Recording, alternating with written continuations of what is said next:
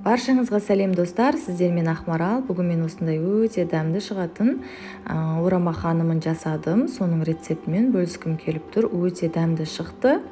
Сіздер де жасап көріңіздер.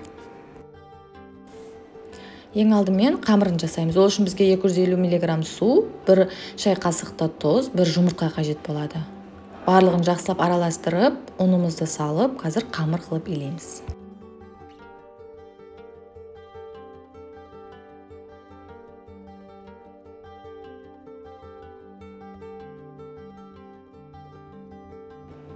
Міне біздің қамырымыз бірігіп, осындай әдемі қамыр болды. Енді бұны жарты сағатқа тоңазытқышқа салып қоятын боламыз. Енді салмасын әзірлейміз. Ол үшін бізге асқабақ, картоп, пияз қажет болады. Барлығын осылай майдалап, кубиктап, турап аламыз.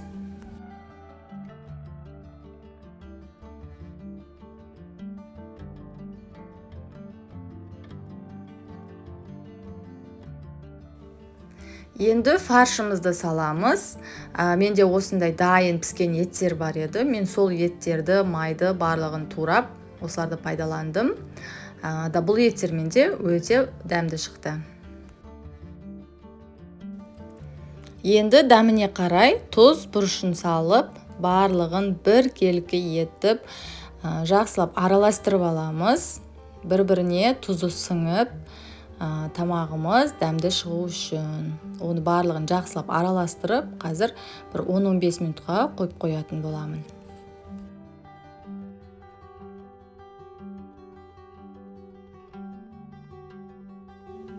Қамырымыз дайын, бірақ оны да 10-15 минутқа осылай бір-бір илеп қойып қойдым.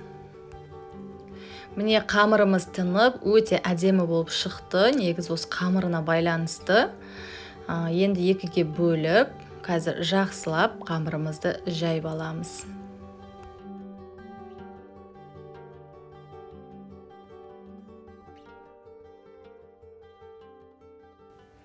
Дайын болған қамырымызға ас майын құйып, бір келкі етіп жағып шығамыз. Енді кезекте осылай салмасын саламыз. Мен бірінші зуала қамырымды екіге бөліп алып, солай орадым. Міне дәл осылай видеодағыдай бір шетінен жақсылап орап шықтым. Қамыр екіге бөлінген. Міне біздің орамамыз дайын. Оны мантаваркаға салып, бетінен жұмсақ болып шығу үшін ас майын жақтым. Міне бізде екінші қамырымыз дайын. Оған да ас майын құйып, бір келкі етіп жағып шығамыз. Сосын ішіне салмасын салып, бұл қамырымызды екіге бөлмей толықтай орап шығамын.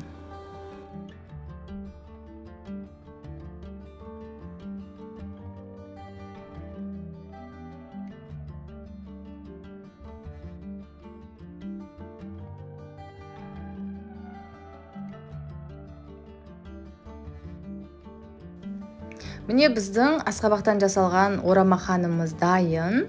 Құрметті көрермендер, менің каналыма подписаться етуді ұмытпаңыздар.